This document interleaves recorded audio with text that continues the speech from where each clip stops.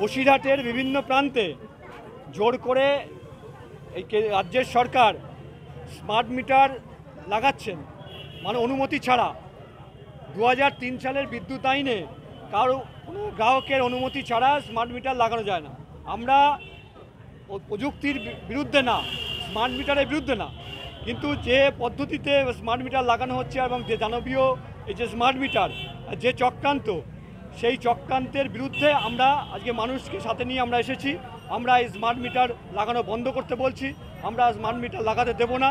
রাজ্য সরকার যেভাবে কর্পোরেটদের হাতে বিদ্যুৎ ব্যবস্থাটাকে তুলে দিতে চাইছে এই পদ্ধতির মধ্য দিয়ে, আমরা তার বিরুদ্ধে আজকে পথে নেমেছি বসিরহাটে কৃষক সভা। সমস্যাটা কি হচ্ছে? স্মার্ট মিটারে লাগানোর পরপরই যে পরিমাণে একটা অযৌক্তিক বিদ্যুতের বোঝা, বিলের বোঝা চেপেছে, তাতে করে মানুষের একটা দুর্বিষহ অবস্থার মধ্যে পড়েছে। পুলিশ তো অতি সক্রিয় ভূমিকা পালন করছে। অনুব্রত মণ্ডলরা তাদেরকে যেভাবে কথা বলছে, তাদের কোনো লজ্জা নেই।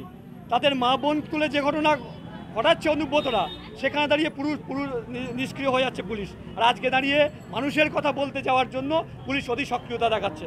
আমরা এই পুলিশকে ধিক্কার জানানো ছাড়া আর কি আছে।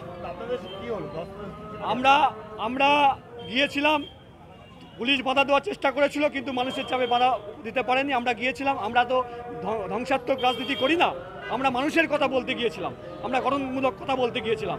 আমরা ডিএম এর কাছে গিয়েছিলাম, তিনিও অন্ধকারে আছেন, তিনিও কোনো সদুত্তর দিতে পারেননি।